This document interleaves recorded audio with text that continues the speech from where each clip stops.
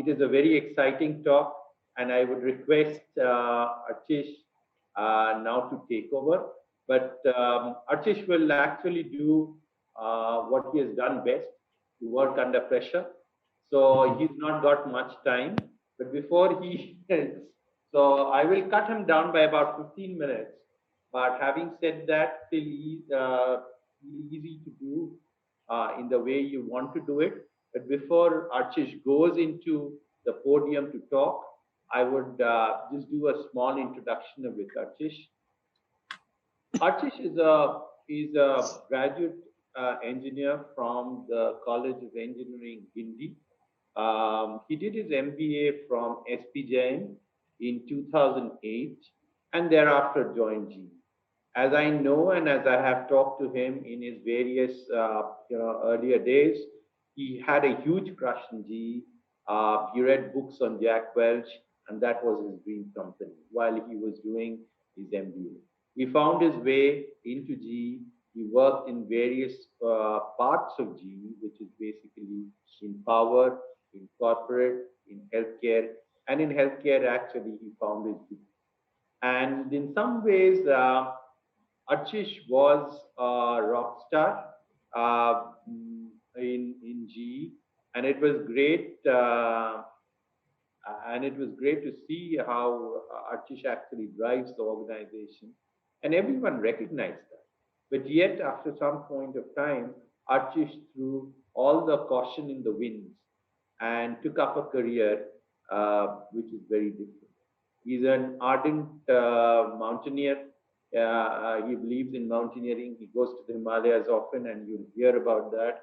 He's a cyclist in the Himalayas, and all that I think added to his cup of adventure as he found Zista along with Meera Ramakrishnan and Varishta, who also works with them. And with these three co-founders, they found Zista, and Zista is basically bringing traditional technology to life. And that's why we brought this as our first offering. How can you bring traditional technology and reposition the customer and look at a completely different business model and a mindset? So over to you, Archish. So now you're under pressure to perform, and like Yes. elsewhere, you would perform admirably well. So over to you, Zista. Yes, thank you. Thank you very much, Joydeep, and thanks a lot, Amrita Vishwavidyam, and all the speakers before me. I think it was a great experience for me as well, listening to all the such experience coming out.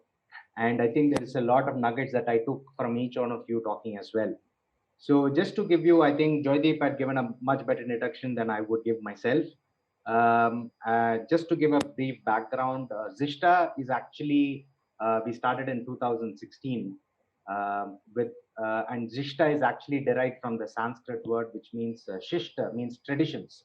So our focus is on traditional knowledge and how do we bring it to market, how do we directly take it to the customers.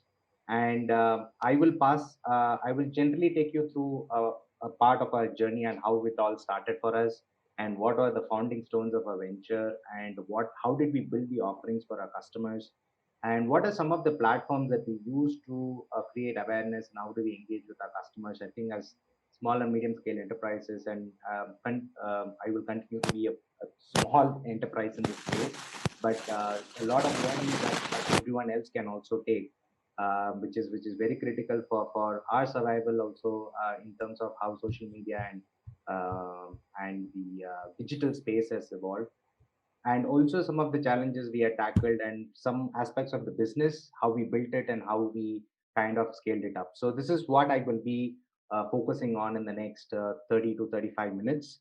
And Joydeep, whenever you see there is a 5 minutes time, you just let me know so I will try to finish it off as quickly as possible. Actually, my journey was inspired by, about it's a long journey actually in terms of how I want to move forward. Also, in terms of how it all started for us. The One of the few things in terms of my journey has been the corporate life that Joydeep mentioned about. It was all a journey inspired by professionalism. What we learned from GE and other, I was even working in banking sector before. It is all about certain aspects of certain ethics and certain amounts of core structural aspects of the business. I think those are ingrained in you when you work with such large corporates. I think that's a key learning that I took when I even started Zista. So I think that's something that we all miss, and as MSMEs, it's about how do we create a very organized structure that balances the organization as well as enables you to scale. These are things that you learn from being in large corporates like GE, which has survived over hundreds of years. And the core elements of business in terms of looking into your cash flows, looking into your margins, making sure financial performances are stronger. These are things that are ingrained in you when you work in such large organizations. And I think, like Joydeep said, my inspiration has also come from nature. A lot of learnings when you are mountaineering, when you are trekking, when you are cycling in the Himalayas, and these learnings kind of help you to learn more about yourself and also in terms of what your passions are. And from these, we kind of, we as an individual, I evolve in terms of looking at what is it that I'm really passionate about and what I want to focus on in the future.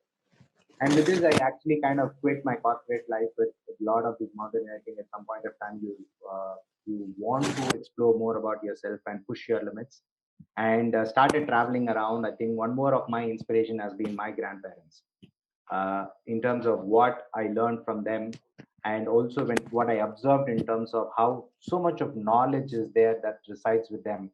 That when I started having, documents somewhere to document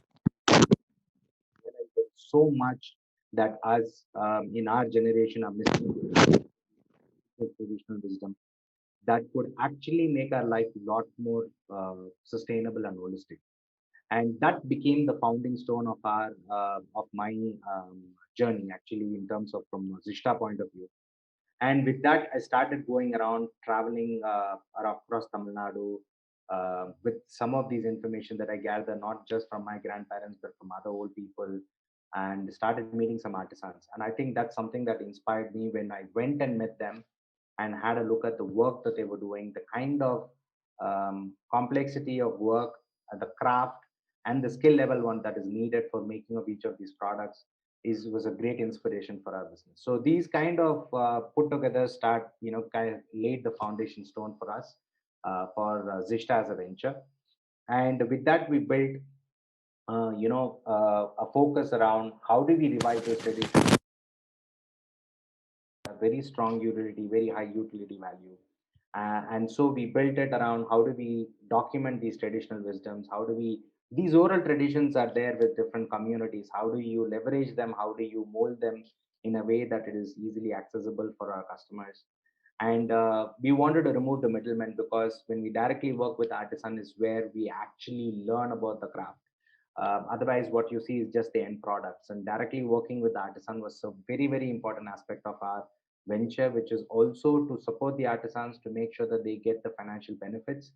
And that basically is a integral part of the economic model that we were looking for, because more you transfer to the artisan, better is the economic angle to it. And then you are able to scale and you are able to innovate in the space with them.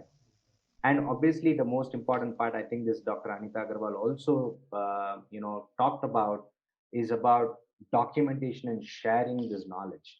And this is something that is an integral part of what we do at Zista. And that's actually, if you see, the products are an outcome of these knowledge that we documented. And the knowledge becomes a very, very critical piece. And the way we disseminate that information to our customers is something that we focus on. And in terms of, from a business point of view, we said, okay, as a business, what do we purely stand for? And as individuals, as Zishta, if someone is going to look at it, what do we really stand for? And this is something that is very important for any entrepreneur, is to be very clear about what your offering is to your customers. And that offering has to resonate with the customers. And these are two critical aspects for a success of the business. What do you offer, and is it resonate with the customers? And so when we build our offering, and we are very sure that each of these products has to be true on each of these four pillars that we build. That is, it has to have immense traditional value, handcrafted. And when we say handcrafted, there is a lot of, and that especially with people with a strong technology background in place, technology can play a very, very critical role in also improving these craft works. And technology can also doesn't removing the personal touch of the artisan. So even though we say handcrafted, it is a combination of technology and the skill that comes into the core of this making of these products. And the third part is about how do we directly source it from these artisans and the clusters that whom we work with, and that also in terms of following certain fair trade practices with them so that they get maximum in terms of the benefit. And also the most critical part is there any traditional wisdom associated with these products that can be transferred to the customer in a way that they can lead a very sustainable and holistic life. And that's where we focus on. And each of the products that we bring in has to tick each of these marks, the pillars, and that's when we actually bring in the product.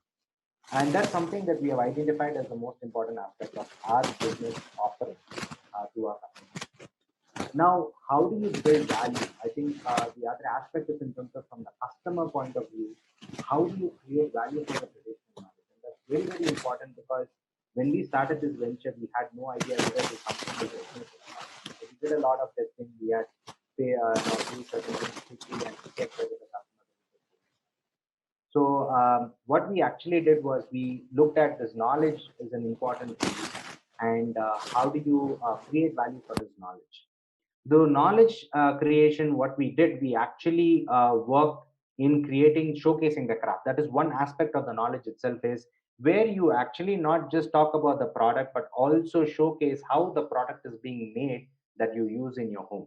So on this video that I show is one of the craftsmen that we visited in Kerala, in Manar, who makes the beautiful urlis that you see in you saw on the previous page. The Urlis is so exquisitely handcrafted, and it's so much intricate work that goes into making of these products that just showcasing the craft creates a lot of value. And I think that's one of the areas that we systematically focused on for each of the products, is to focus on the artistic value that is integral to the making of the product. The second aspect of it is how do you translate this knowledge that we get, the traditional knowledge, and link it with certain elements of modern science, because this is something that and it's not just like up in the air elements. These are actually certain scientific information, and you marry it with some of the actual traditional knowledge that is there. Take, for example, in terms of nutrition tradition, most of the products, the traditional home and kitchen products that we have, are very high, are heavy, and they have high heat carrying capacity, and they're known for because of which they retain the heat and prevent any nutrition loss. And this is something that is an integral aspect of any traditional cookware that we take across India. And also in terms of the alkalinity of certain metals like copper. Copper is known for its alkalinity, which can help in the balancing of the pH balance of water when it's stored in it. And these are certain elements that are part of the traditional knowledge. But what we have tried to do is try to come back with certain actual modern scientific information that can back this knowledge. So wherever we could back it, we have done it, and we have not tried to do it for everything and any known information. It is basically where we have seen there is actual scientific evidence, we have tried to map it. And this is something that is relatable to modern day consumer, where, okay, this is the traditional knowledge and these are the modern scientific facts, and we see there is actual a lot of correlation between these two, and that is the reason why certain aspects of these products have been used in the past. And this some information kind of resonates with the customer. So this is how we created a significant amount of value for the traditional knowledge, from the craft perspective, as well as from the utility perspective, and also from in terms of usage perspective, health benefits also. So this is how we created value for the products that are made traditionally. Now, from a business point of view, what value we had to create, also in terms of just summarizing it in terms of between the artisans and Zista. Because Zista, artisans, the clusters whom we work with, these are all very traditional clusters who've been making it for last 8-10 generations. The oldest that we have documented is a cluster which has worked in Kutch region from 1000 AD. So that is almost 1000 years of history is there with these clusters. So the critical aspect of our venture is to build that trust. And as something that we as the three partners who work in the space, it has been always through direct engagement with these artisans. It took a lot of time. There's no boilerplate template that you can follow. It's about building trust takes a lot of time, and we had to spend a lot of time sitting with each of these clusters, understand their pain points, understand how they do their how they create value for their craft, and what we can add value to them to increase their economic prosperity. So there are so many angles to it that comes, certain fair trade practices to make sure that their economic models are much more viable for them. A lot of places where we visited 4 years back when we started this venture, these were the last generation artisans, because the next generation was really not very interested in this space, because one, they did not see economic viability for them continuing in this space, because there were other better opportunities for them. And um, and that kind of resulted in a space where, at least for a few we just felt this could be the last generation where we could actually have these products in our homes. So that kind of work had to be done. We had to work with them to see if there are any more resource pools that can be created for them, more working artisans who can come and learn the craft. So there's so much of those had to be done with the artisans, and that's how we actually uh, build the trust with the clusters. And the second part is again with the customers who are actually, in terms of how do you create value for the products, how do you create value for traditional wisdom, because in modern days everyone is looking for modern solutions for their homes. Is there a market that is available for them, for us, especially in these modern homes, taking it back to them, and creating value for these products? And I think in the last 3 years, what we have observed what we have observed is the fact that there is a lot more people who are coming back, and I say it's a cycle, I think, where a significant number of people are coming back to these traditional ways. And I think that was we were one of the first entrants in this market, so we kind of built a lot of credibility in this space. But now we see a significant number of customers who this idea resonates with them, and I think post pandemic this thing has just only increased, where people are looking for more healthy, holistic solutions for their homes. And I think keeping the brand right here and connecting with them has helped us a lot. In terms of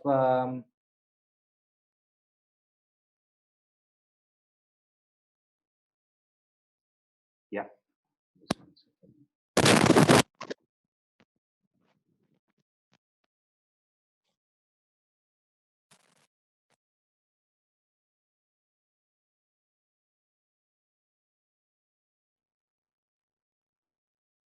Are you there, Archish? Yeah, I'm just there. I'm just a little. Uh, I don't know. There's like, yeah, it's moved It's ahead. not moving. Yeah, Yeah. it's moved ahead. Yes. So just to summarize some of the aspects of when we start this venture, we had very minimal capital. It was our own save whatever money that we had saved, as working professionals. That's all we had from our side to put in. We were not looking for investors, because we were very passionate about the space, that we were really focused on trying to make this work with our own money. And because we were working with a lot of these traditional clusters, we had to do a lot of upfront payment to them, because a lot of these clusters depended on, it was basically a lot of daily wage. It's about getting the money, doing the work, and that's how it pays for their livelihoods. So it was not possible. There is no possibility of getting, even today 80% of our business runs on upfront payment with our artisans. And that's something that is a limitation on the business, a critical factor for the business, because the whole cash flow management has to be looked at, and how we establish the forward links in terms of reaching out to customer, everything is based on how we are able to, because there is this upfront payment that we do to the customers, to the artisans. So the entire forward aspect of it has to be built based on that, so that we are able to manage our cash flows. And one of the aspect is, most of these artisans are located in very, very remote parts of the country. Just building the supply chain, investing in it is a great opportunity, but that was the most important aspect of it, so that we are able to get the products in place to our warehouses, to our facilities, and then we are able to take it down to our customers. The other aspect is in terms of customer awareness, because we were not very sure when we started the venture, is there a market for it? Are people aware? Are people interested in these kind of products? So we had to look at a very strong integrated online digital marketing programs that kind of connects with the customers, translates this knowledge to them, and communicates the knowledge and builds the value for these products and bring them back. So that's something that we did, and as a culmination or as part of this journey where we are today, I think we still have not updated this chart, and it's we are right now at around we are working in 13 states across India. We work with more than 50 artisan clusters and more than 500 artisans actually, and we work with them directly, not through middlemen, and we directly work on the product. We work with them on design right now. So that's what we are doing right now to make sure that we're able to revive the uh, the interest among our customers for these very traditional products. Uh, the one critical aspect, I think, from a medium small scale enterprises point of view, is how do we leverage digital platforms and influencers to build a brand. I think it is something, it's a boon that we have got, especially for MSMEs, and I think that's we need to take it very seriously. As unlike the large brands and large corporates, uh, we cannot we don't have the capability to use television or print ads to the effective medium that as effective mediums to build our brand. It's just the possibility of the money and what kind of investments that we need to do, kind of uh, discourages us from doing it. And I think it's also from a practical point of view may not work. But digital, the social media, Google, all these, even if you have 100 rupees, you can invest in marketing with it. 100 to 1000, any amount is good. And one of the most important aspect of digital platforms is you can target your customers very effectively and track your performance. Like we say, if I spending 100 rupees on certain segment, and these are the segments you say are my group of customers, you can spend 100, 200, 300. You can track them, you identify them, you market your products and see the performance and take your call. So it's not like print ads where you put 50 lakhs and print one front page ad on Times of India, and you don't know where the customer is coming from. The digital platform gives you that level of granularity of data. And in order to do it, you need to be sure who your customers are. And that's a very critical aspect of it, because we have to know our customers effectively. And from Zista point of view, I'm just sharing this information. When I say know your customers, you need to know certain aspects, behavioral aspect of your customers, which is very critical. It's not just the demographic, age group, this income bracket. These are things that are very good at a very superficial level. But granular level information or targeting can happen when you know behavioral aspect of your customers. Why a customer is coming back and buying from you, or why a customer is resonating with the message that you have. So from a Zista point of view, we had three set of customers whom we really focus on. One are people who are really from a nostalgia point of view. These are people who have seen some of these products being used in their grandparents, in their parents' house, and they want it in their household. The second group of customers who are very focused on sustainable life, sustainable living, who are looking for solutions which give them a holistic life. They're looking for long-term solutions. So this is one group of customers. And the third group of customers are those who are focused on craft. They are looking for different kind of craft. They are very interested in supporting artisan groups. So these are the three main customers who actually buy from Zista for us. And we resonate and we target them in a way. So you are able to map it in your digital platforms and you're able to target them effectively. And this is just one. So maybe for another business, it could be different set of customers. But as entrepreneurs, the idea is for you to understand the behavioral aspect of your customers and bucket them in a way that you can translate them into specific groups that you can target on digital platforms. And when you do it, it becomes that much more effective. The money you spend is that much more effective. And Targeted campaigns can be done using various platforms, and that's something that you need to be very clear. YouTube, WhatsApp has become a very, very strong tool for business engagement. I think that's something that I'm sure a lot of people might be using it, but you can build your own catalogs on WhatsApp. You can now, I think they are also coming up with their payment gateway, which they will launch it for India, where you can even get payments done through WhatsApp for placing orders. And for us, we built our website was the integral part of it, where people come and place orders. So we use Facebook, Instagram, YouTube, even WhatsApp to a great extent, in terms of collating all our customers and bringing them to our website. We even have our own blog, which is called Boda, which is basically trying to communicate and translate a lot of this traditional knowledge to our customers, and we try to engage with them on that space. So those are different platforms that you can use, but you can create targeted campaigns in each of those platforms and kind of bring it to one to your website or even to your WhatsApp. When we started the venture, we didn't have a website. We actually did most of our sale on Amazon, on events, most of it on WhatsApp and Facebook. And so, you can use existing tools. You don't have to invest money. Facebook has got their own store. Instagram is also providing their own store now. You don't even have to build your website. You can start small. You can try fast. Test market. You can fail if you fail, and then adapt and move ahead. So the social media platforms gives us a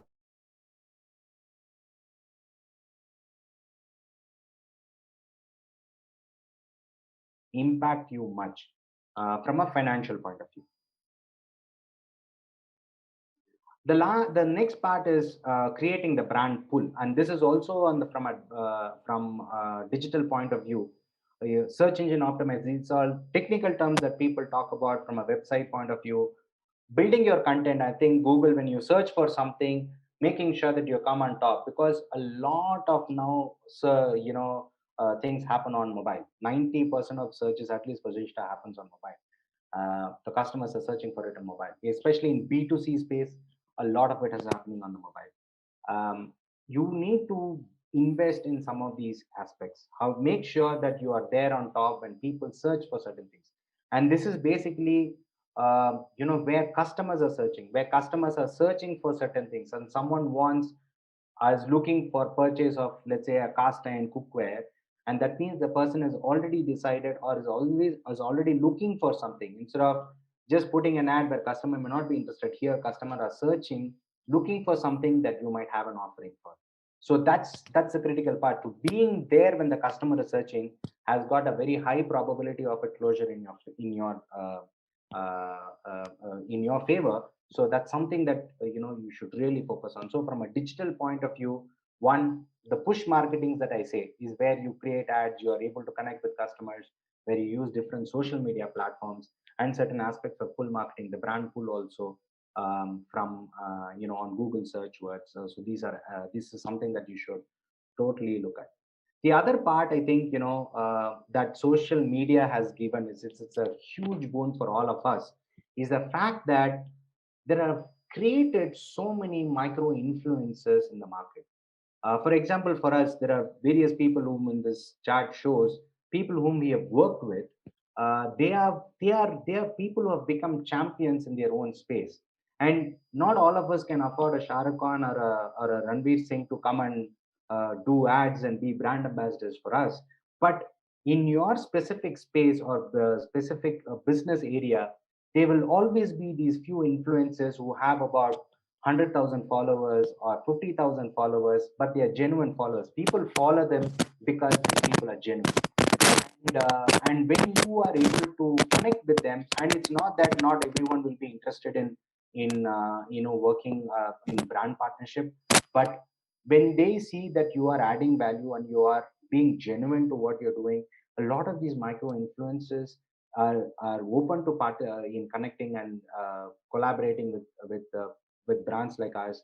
And this builds a lot more credibility with the end customer. And this is another route that we take for knowledge dissemination also, where we use certain very, very strong people in the space of home and kitchen, and connect with them, where we do live programs, where we do certain recorded videos, showcasing some of the products and the knowledge behind these products, And this goes as like conversations where people are really keen. And when it comes from some of these micro influencers, the customers, the credibility of the brand automatically goes up.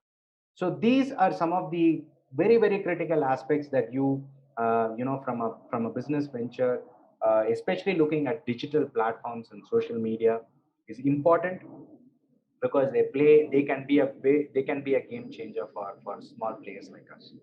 And obviously, like, we had talked about a lot of these challenges, but I will just reiterate some of those things.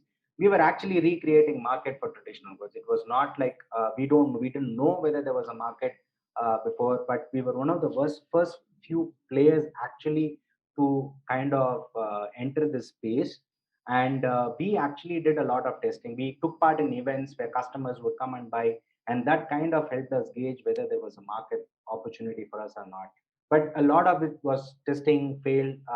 We failed certain tests, we adapt, and then we move forward. So being small and with very minimal capital that we had, this quick turnaround is something that we were focusing on, so that we don't burn too much in one space, so that we are not able to get up and start running again. uh, Removing the middleman was a very critical aspect of it, and I think that helped us to invest directly in these artisan clusters, work with them, transfer the economic benefit to them in such a way that they see value in this partnership. And obviously, remote locations is like I talked about, is something that is an integral part of our business. How do you work out with creative solutions? In the days when we started, actually, we would actually take our vehicles, go there, meet the artisans, collect the products, and come back. And that's how we started. So now we are looking, over the years, we had to establish the entire supply chain, the back end supply chain with these artisans. It was not available. So we had to work with them. We had to enable them, connect with certain vendors who will come do the entire shipping part for us, help them in the packaging aspect of it, so that most of our products are breakable and are fragile. So, how do we do the packaging? How do we minimize the loss, breakage factors? So these are things that we had to work and come up with solutions along with the artisans. It was not just our inputs; it was also from the artisans. And because these are handmade products, we cannot look at volume, significant volumes, like a manufactured product. But the kind of, because of its handmade, is also create the premium value for the products.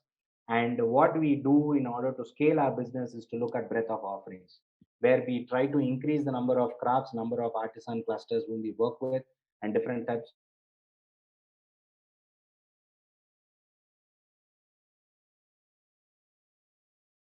Scale up, you're doing a horizontal breadthwise, which comes with its own in terms of cash flow issues. So we try to build up certain solutions that can help in this process. Uh, Quality control, I think that's a very critical part, and I think it's a area where technology can play a very significant role, especially with these artisans. How do you build better products, better crafted products, and at good quality? And this is something that people are willing to pay. There's a good premium for these products for what we have seen. And people are willing to, because they see a lot of value for these products. And there, in terms of this, we have also looked at educating the artisans from, and especially because these artisans have never been in direct touch with some of these modern day customers. So we have actually taken back this information to the artisans to see how they can better look at quality, how they can better look at design aspect of it, and that's a slowly evolving process with these artisans. Customer acceptance, and I think that's a critical aspect of it. It was the first and most important challenge for us, whether customers really accept these offerings. I think with a lot of effort that we have put in integrated social media marketing, with influencer marketing, and also the way we structure the knowledge piece of the from their ancestors and passing it on to our customers, has kind of helped in improving the awareness. The aspect that is most critical for this venture is about cash flows. Cash flows is the, because of upfront payment to the artisans, and the lean supply chain that we have from, from remote locations, and in terms of logistics for forward shipping. Because based on this, we have taken a decision that instead of a hard brick and mortar model, we will start with online model, because a lot of these things we could control centrally. And even from inventory management point of view, we were looking at asset light models, so that So we invested a lot of things on the back end supply chain so we can get products on time. And we did a lot of marketing in such a way that we would, even before the products reach us from our artisans, we build significant marketing for those products, create demand, get enough orders that pays off at least for the inventory cost. So that way our cash flows were not getting impacted. And that's something that we are working on completely, because as we increase the breadth of offering, the idea is to have more intelligent systems, ERP systems, which manages our inventory, which manages the stockout situations, which looks as forecasting demand forecast, and trying to look at streamlining our inventory. And that's something that we're investing on right now from a technology point of view, so that we can continue to keep the entire model asset light, and keep the cash flow running. The other aspect is also in terms of when we work with artisans, is how do we identify these artisans. I think when we started, it was we just traveled. We would travel, we would go meet people, we would sit in cities, places for days together, trying to figure out trying to get the contacts of these artisans. And one of the first few spaces is where, when we started, when we were traveling, we just walked into the Department of Handicrafts office in Nagarkoi, and just we were having a conversation with the director over there, and he was just listening to us, and he said, okay, if you're really interested in doing something like this, he gave me a 100-page booklet with all the artisans located in southern part of Tamil Nadu, with their contact number and what craft that they were doing. And it's something that I was uh, taken aback, because coming from the department, just giving us the details, and asking us to go meet them and try figuring it out. And that was something that was so encouraging. And now, as we move forward, now we have identified different ways of working with these artisans and identifying them. So those became a critical aspect of our venture, and some of the challenges that we continue to engage on, continue to convert these challenges into opportunities for us. And I think that's something, as MSMEs, we have to look for each of these challenges, provide an opportunity. And especially, when we talk about COVID, COVID was a great test for all of us. And we didn't have, we were closed for at least 2 months. And most of our artisans were in dire straits when we were working. Those 2 months was pretty tough. And what we actually did, artisans were calling us. They were also looking at from, how do you, what we do, because their, all their workshops were also shut. They couldn't open it. They had very limited cash with them to support their families. So what we did at that point of time during COVID was, we ran a program with our customers, and we said, uh, we want to support these artisans. And for my cash flow point of view, it was important for us to check with the customers that are interested in placing orders with us now, pre-order some of these products, pay upfront, and we said we will transparently pass it on to all the clusters we work with. And we had an overwhelming response from our customers, who were like, we would really like to support. So it was not charity. We said, you place an order for product that you would want, and whatever cash we collect, we will distribute it among the artisan clusters. And we distributed to the artisan cluster, saying it's a advance payment for a product that you will make after 2 months, once the lockdown is lifted and is supplied.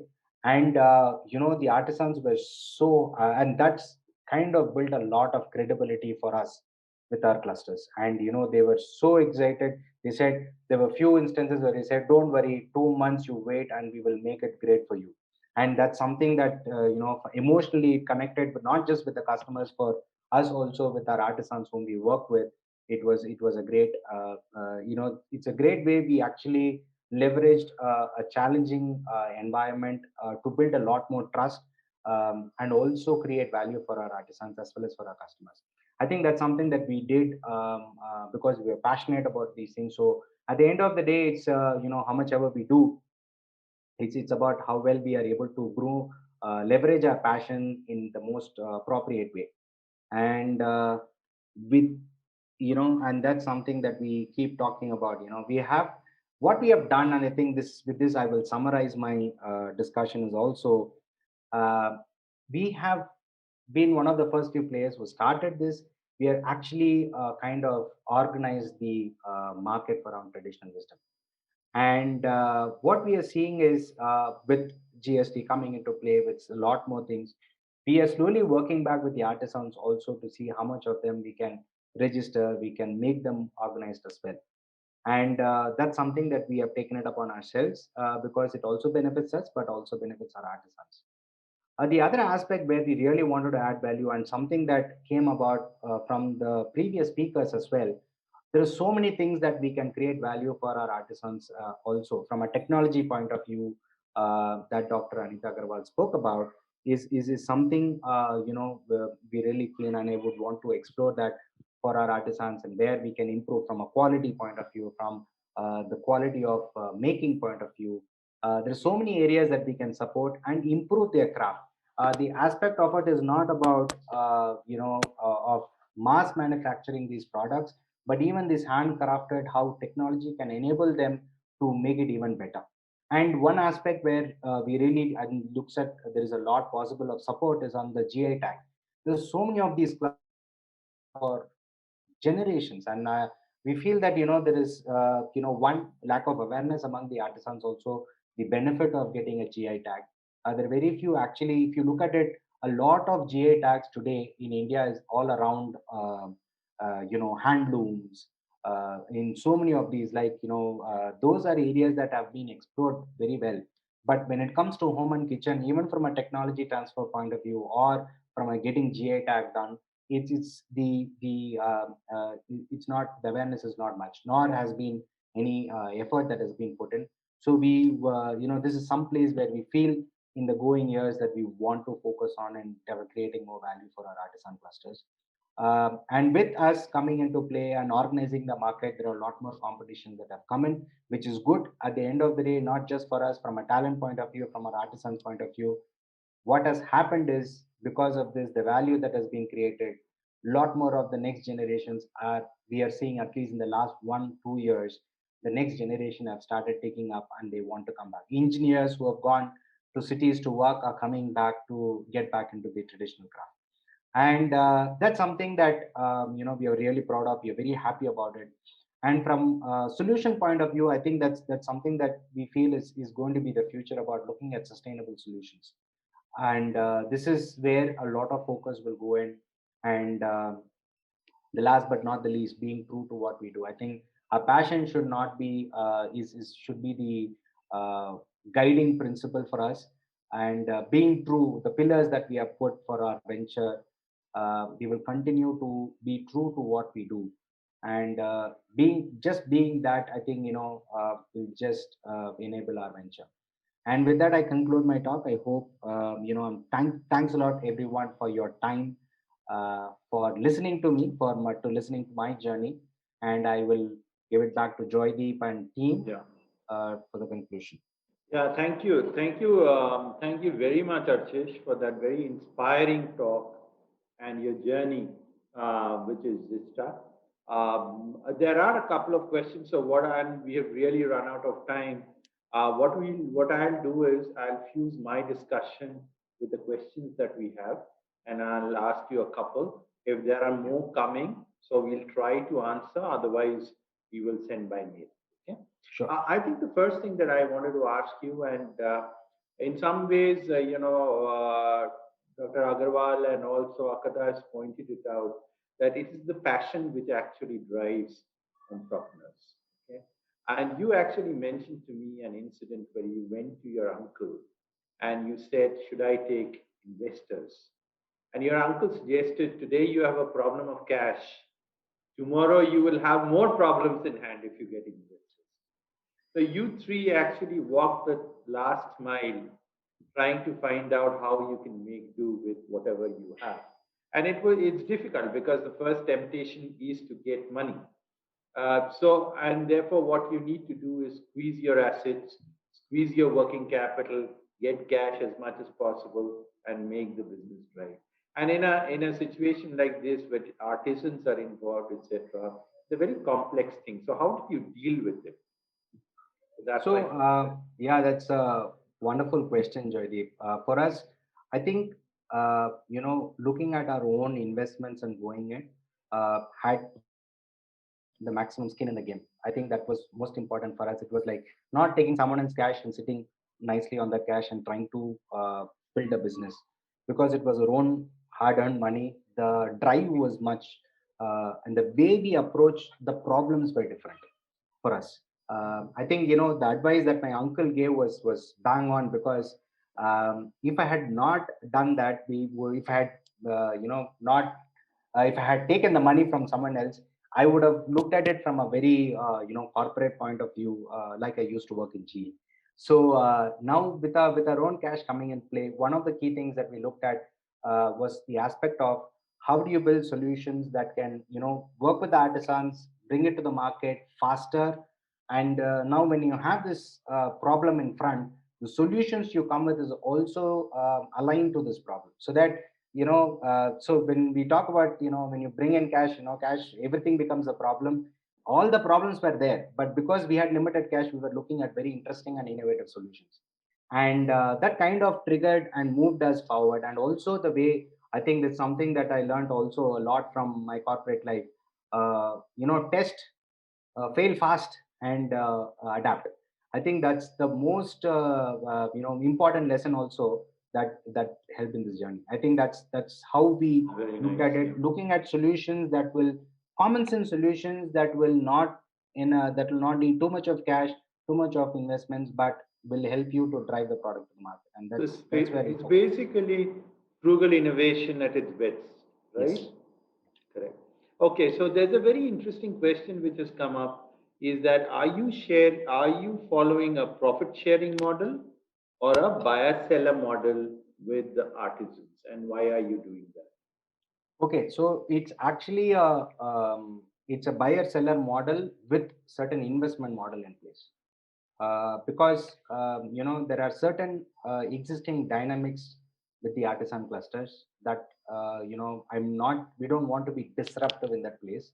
So there are certain existing networks that are there which buy certain products from the artisans, and you are coming in directly there instead of going through these networks, trying to remove the middleman. So to start off with, we look at the buyer seller model, but what we buy from is more than even the market rate, even more than the distributor rate that any middleman gives them, much more than even the retail rate at which they sell there.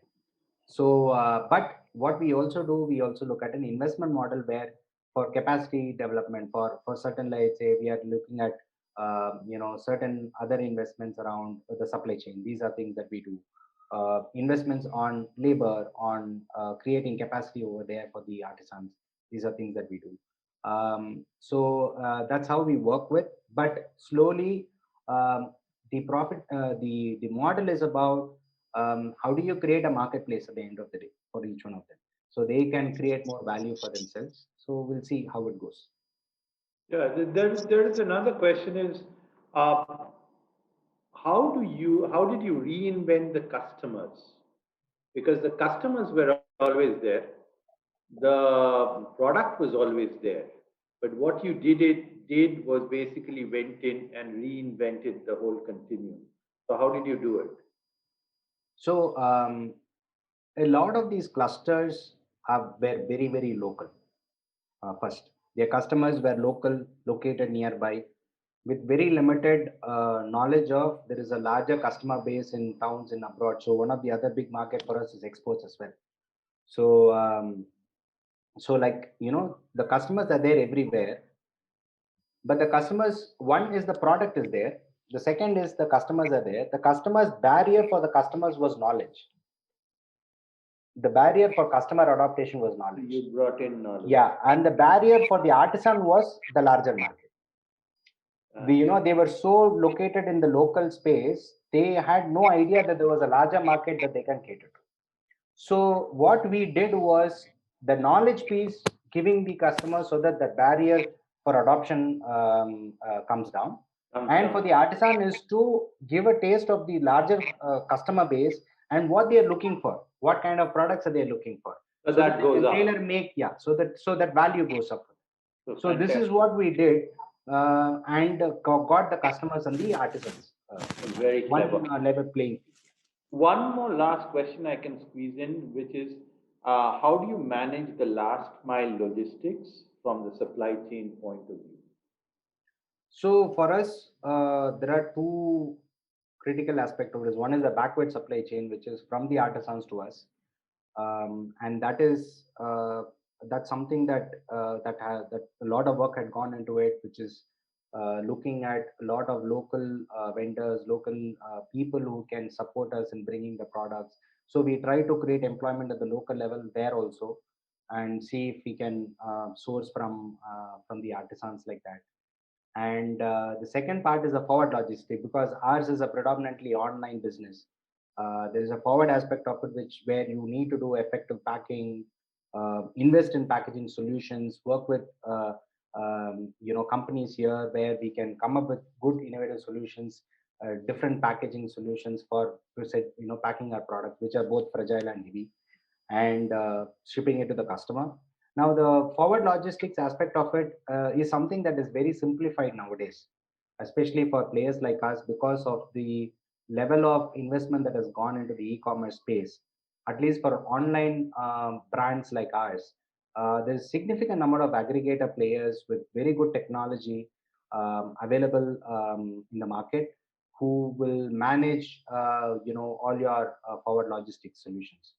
And forward logistics, and there are multiple solutions available where we have a centralized warehouse as an option, but there are other options that are available with these forward logistics, is where they will maintain inventory in different parts of the country and they will ship it from there, which in a way also helps in reduction of cost, supply chain cost. And with GST in place, you don't have to worry about setting up warehouses in different parts of the country, and which is all managed by them, by these forward logistic companies.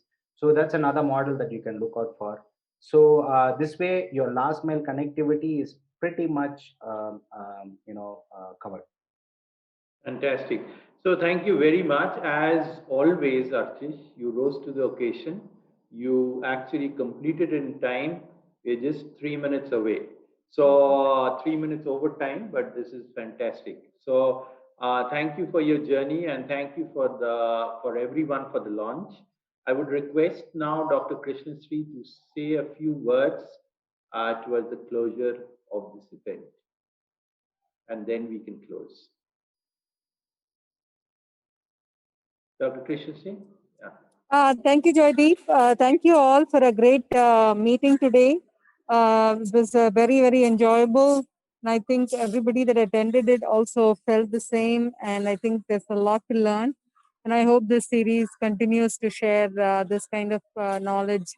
And hopefully we can also promote a lot more of the traditional skills and people of India in a very, very big way through such, collaborations with Vista and others. So thank you again. And we hope to once again meet in our next series as well. Thank you. Thank you. Thank you so much, everyone. Thank you. Thank you. And we'll close the meeting now.